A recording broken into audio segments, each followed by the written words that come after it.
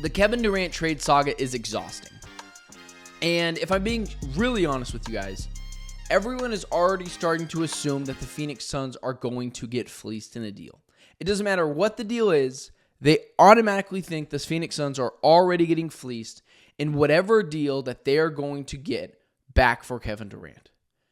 My point to that would be, can we just let it simmer for now? We're not sure what the Suns will get back. I'll be honest with you, I am also starting to feel a little concerned about the Phoenix Suns not getting much back in a deal.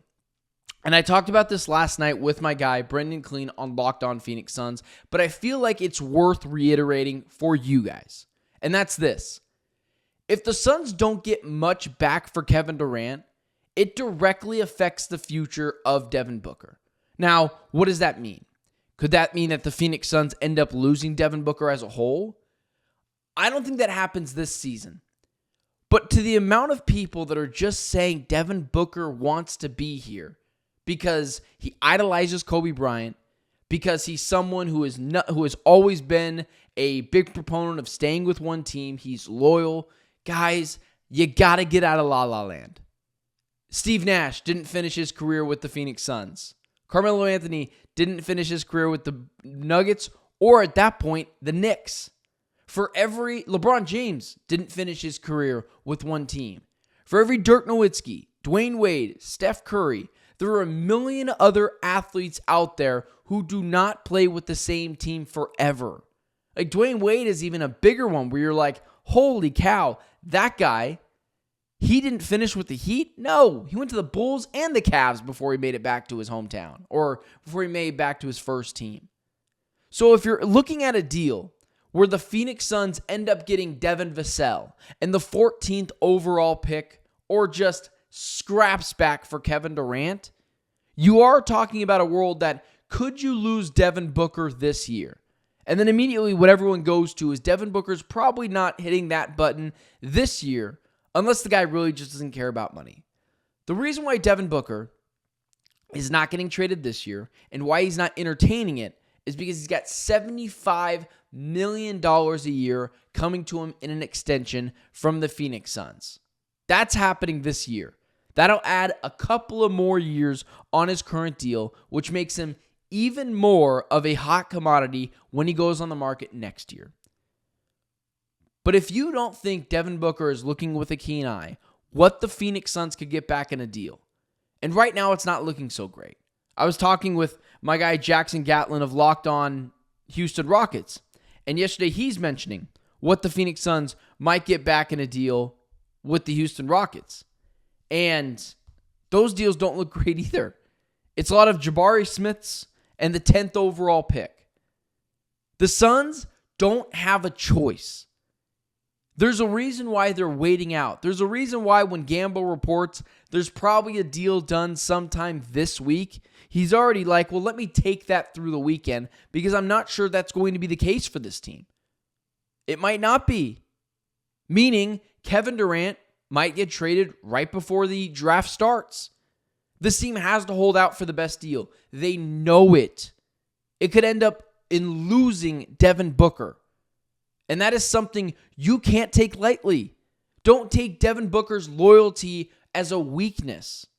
It only takes one other player, one other franchise to get in his ear and say, you want to waste your prime years with them? So this is why if you're worried about the Suns getting fleeced in a Kevin Durant deal, maybe you shouldn't be. Maybe the Suns know that they might just have to run it back with Kevin Durant. Maybe they know they will hold Kevin Durant hostage if they need to, meaning they'll keep him on the team. They'll keep him on him for as long as they need to get the best deal possible. This is why they're holding out for a deal like one with the Minnesota Timberwolves and trying to get the best possible deal back. It's why yesterday, when you catch wind of potentially the Suns looking at Rudy Gobert and Dante DiVincenzo and Rob Dillingham and the 17th overall pick in this year's draft, why you have to jump all over that. Because you have to be able to keep this team competitive around Devin Booker. Here is something that people got pissed at me for yesterday. Like, called me crazy. I can't believe I get called crazy for these kind of tweets. And that was this. Yesterday, when the Lakers got new ownership, I immediately tweeted out, and I talked to my guy, Jason McIntyre of The Herd, about this, and that's why he ended up quote tweeting it, is the Lakers getting brand new ownership scares the hell out of me.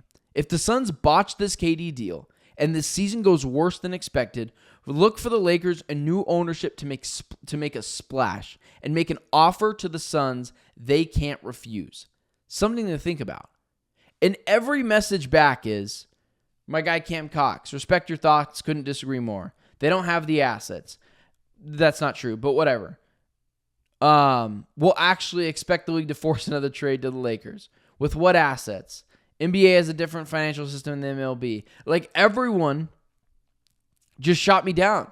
Like, it's something that can never happen. Like, it's out of the ordinary. Like, Devin Booker is special in his loyalty to the Phoenix Suns. And ultimately, guys, I just don't see that. That's not where I go when we talk about what happens with Devin Booker. Immediately, I look at the Lakers and I think, that's a team that is licking their chops if Devin Booker sees that the Kevin Durant trade is botched by the Phoenix Suns. The Lakers just got new ownership. The one thing about the Los Angeles Lakers for the past 50 years was they were a mom and pop shop. They were a team that was believe it or not, because they're the Los Angeles Lakers, it's shocking to believe, but they had one of the poorest owners in the NBA in terms of cash flow, which means really any team could outspend the Lakers. They had a lot of equity, but all of that equity was in the Lakers franchise. Now, Jeannie Buss is like one of the most richest people alive because she has $10 billion, but she didn't have that before because it's what the team was evaluated at. It's just wild to think that if the Suns botch this deal, that Devin Booker's just going to turn a blind eye to it. That's not the case, guys. And it has to stop being treated like one. You have to look at other teams such as the Lakers, such as really any team in the NBA that is looking at the Phoenix Suns and thinking, I wonder what they're doing.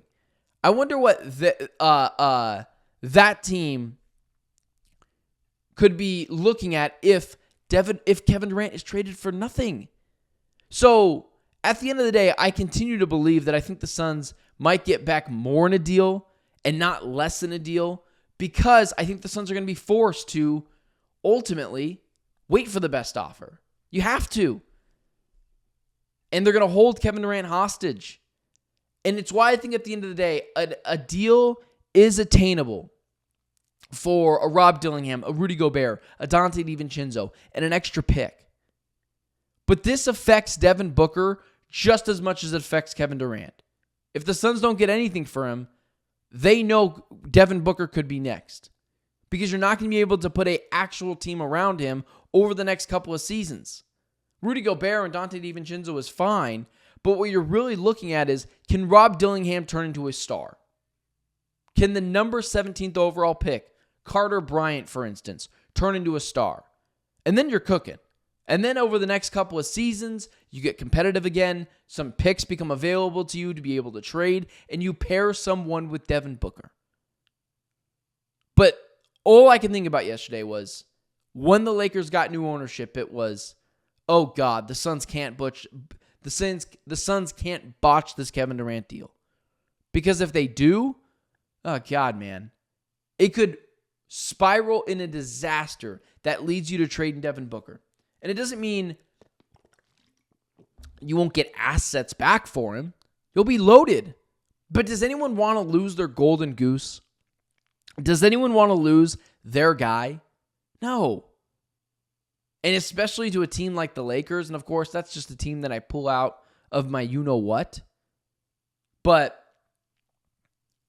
can't act like it's not a possibility. And here's what I'll say really quickly about all the Kevin Durant trade speculation. And guys, if you are here this morning, it looks like we have a decent amount of you guys watching this morning. If you go ahead, hit that like button. It does me a huge favor. I'm here every morning, 7 a.m., doing these shows, talking all things Arizona sports. But back over to Kevin Durant. Here's why I don't really believe anything when it comes to reporting. One moment we have Kevin Durant is absolutely getting dealt next week. This week you're like, deals might not be there. But it's not just that. It's also the fact that Kevin Durant doesn't want to go to the Minnesota Timberwolves. And now the Minnesota Timberwolves are saying, we're good. We don't really want Kevin Durant here if he doesn't want to be here. And then you have Gambo saying, well, the Minnesota Timberwolves continue to have the best offer available to them. And that also goes with the Houston Rockets. So I think there's a fine line of like Jabari Smith Jr., the 10th overall pick, and Jalen Green, who, God, I really don't want back on the Phoenix Suns. I do think there's a fine line of what the Phoenix Suns are going to get back in a deal for Kevin Durant. I think it's not going to be Dylan Brooks and Tari Eason and Jabari Smith and a first-round pick. That sounds like far too much. But I think what you're looking at is some of the similar framework that you're hearing out in Minnesota. And that could be enough to keep Devin Booker around. But overall, at the end of the day, this is why you don't listen to betting markets. They change on the daily, and it doesn't mean anything. It just shows you where people are betting. Last week, it was definitely the Spurs. On Monday, it was definitely the Timberwolves. Today, now it's definitely the Heat. Everyone is spewing out nonsense. And it doesn't mean you should believe any of it. But it does mean you should take some of it with a grain of salt. And when you're talking about Devin Booker, you have to take it all fairly seriously. Because you know at the end of the day, this KD stuff affects everything when it comes to Devin Booker's future.